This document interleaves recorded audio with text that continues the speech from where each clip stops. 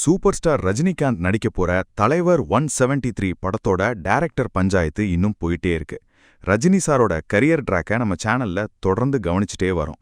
ஒவ்வொரு படமும் ஒரு தனி ஹிஸ்டரி தான். அந்த வகையில சுந்தர் சி இந்த படத்தை இயக்குறதா இருந்தே திடீர்னு விலகினாரு.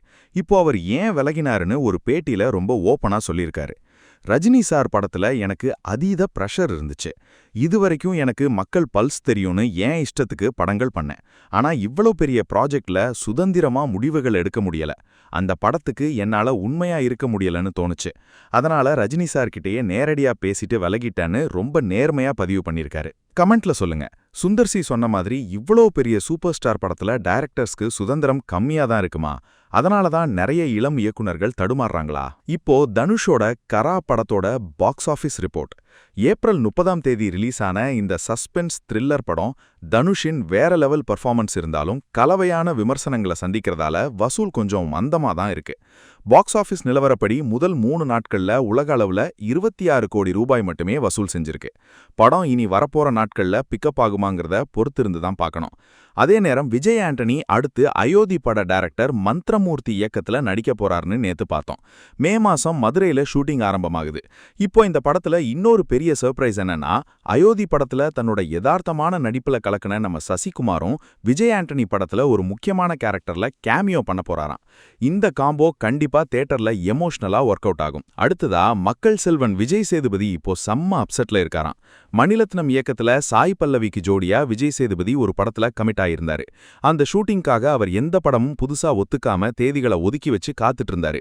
ஆனா திடீர்னு மணிரத்னம் தரப்புல இருந்து ஷூட்டிங் ஆரம்பிக்க இன்னும் 2 மாசம் ஆகும்னு சொல்லிட்டாங்களாம்.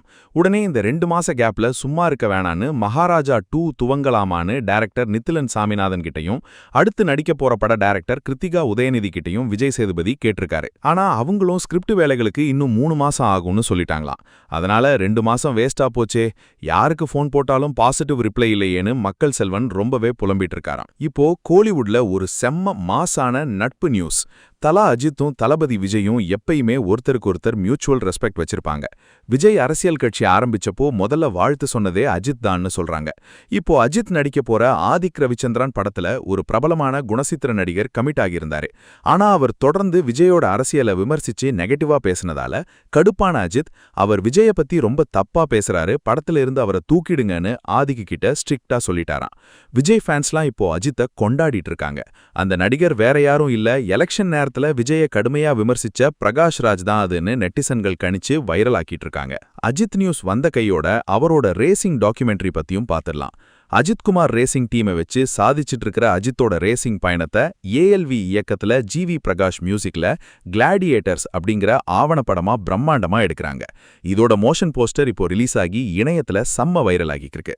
இன்னொரு பக்கம் விஷால் தயாரிச்சு அவரே முதல் முறையா இயக்கி நடிக்கிற மகுடம் படத்தோட ஷூட்டிங் மே 10 முழுசா முடிஞ்சிருமா. அஞ்சலி ஹீரோயினா நடிக்கிற இந்த வடசென்னை பேக்டிராப் படத்துல விஷால் கிளீன் ஷேவ் லுக்ல நடிக்கிறாரு.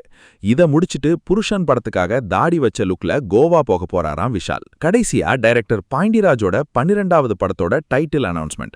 அவர் சூர்யா தயாரிப்புல கார்த்தி நடிக்க போற படத்தை இயக்க போறாருன்னு நம்ம நேத்து பார்த்தோம். ஆனா அதுக்கு முன்னாடி அவர் முடிச்சு வச்சிருக்க படத்துக்கு பரிமலா அண்ட் கோ அப்படின்னு இன்ட்ரெஸ்டிங்கான டைட்டில் வச்சிருக்காங்க. ஜெயராம், ஊர்வசி, சந்தோஷ் சோபன், யோகி பாபு, டைரக்டர் மிஷ்கின்னு ஒரு பெரிய பட்டாளமே இதுல நடிச்சிருக்காங்க. சென்னை, கோயம்புத்தூர், பாலக்காடுன்னு டிராவல் ஆகிற ஒரு ஃபேமிலிக்கு நடக்கிற சம்பவங்களை பாண்டிராஜ் ஸ்டைல்ல ஒரு வித்தியாசமான த்ரில்லர் காமெடி படமா எடுத்திருக்காங்க.